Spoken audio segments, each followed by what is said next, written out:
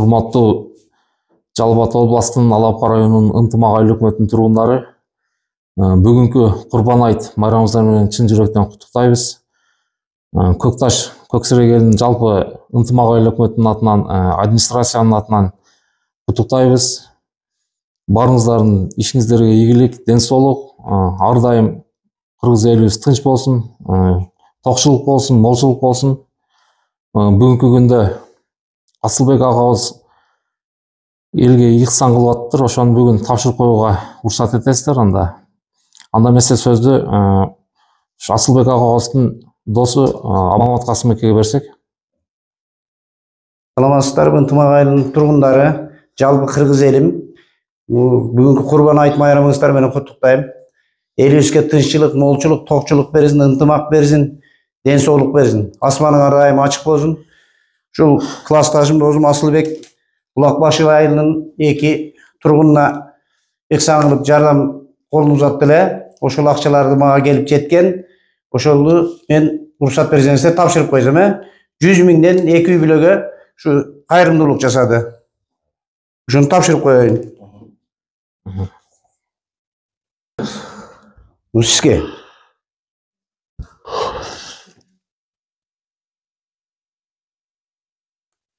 Сизге.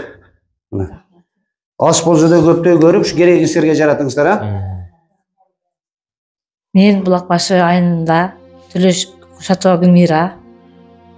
Ошо кайрымдуу конолуна кайрылдым эле, 4 баламын, жалгыз боймун. Ошо Сайраканга пиче онолго сурандым эле. Калган үчүн мына берип атасыздар сиздерге, кайрымдуулук үчүн чоң рахмат сиздерге. Чоң рахмат, мына сиздерге да рахмат. Мен Булакбашы айылы Өзбекстандан келим бугамын. Карабай Рахшана.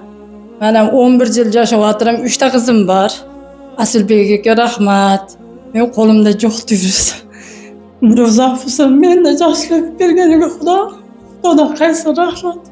Жам болсун.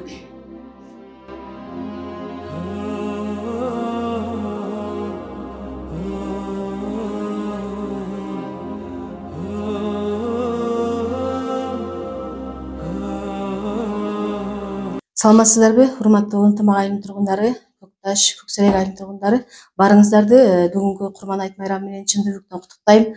Аллах ар бириңизден үй бүлөңүзгө тынчтык, ден соолук, бекем, бакубат жашоо каалайм. Ошо менен катар мен ушул Асылбек экөөбүзгө 1 ай мурда ушул кайрылуу кат менен жолдодум эле. Ошол өзүнүн айылыбыздагы жалгыз бой энелерге жардам катары. Мына биздин кайрылуубузду четке какпай, мына бүгүн жардам колун сундурат. Ылайым эле өмүрү узун болсун, ден соолук бекем болсун. Дайыма Аллахым тапканына берек берип, ушундай кайрымдуулук иштерди көп жасап жүрө берсин. Иштерине ийгилик. Мына калгандары силерге терең ыраазычылык, ушинтип катышып бергениңиздер үчүн. Байшым Адамбек сизге да рахмат, убактыңызды бөлүп бергениңиз үчүн. Асылбекке да рахмат айтайын. Анткени ушул биз экөөбүз болгондо гана себепчи гана болуп калдык. Мына бүгүнкү эжелердин кубанычы, бул ушул кубанычына экөөбүз гана себепчи болуп калдык да. Ошон үчүн сизге да рахмат, чоң ушундай кайрымдуулук иштер жасап жүрөрүңүздөр эл үчүн. Сага да рахмат, ишиңе ийгилик, ушинтип элдин кызматына жарай бер, элдин көйгөйүн көтөр. Ошол депутаттык немеңе так аткарып, дайым элдин алдында болуп жүрө бер. Алла разы болсун. Рахмат машы кызгаям, чоң рахмат. Ишиге ийгилик, муну акеге ham рахмат. Бардыгыңызга чоң рахмат. Өмүрүңүз узак болсун. Бизден кайтпаса Кудайдан кайтсын. Кем болуңуздар. Дүйнө тургунча туруң, Асылбек. Саламатсыздарбы, урматтуу ынтымак айыл өкмөтүнүн тургундары, бүгүнкү айт майрамыңыздар менен сиздерди чын жүрөктөн өзүмдүн атыман, үй бүлөмдүн атынан куттуктайм. Мына бүгүн айыл өкмөтүнүн жетекчилигинин алдында Асылбек экенин ыйыксанын тапшырып отурат.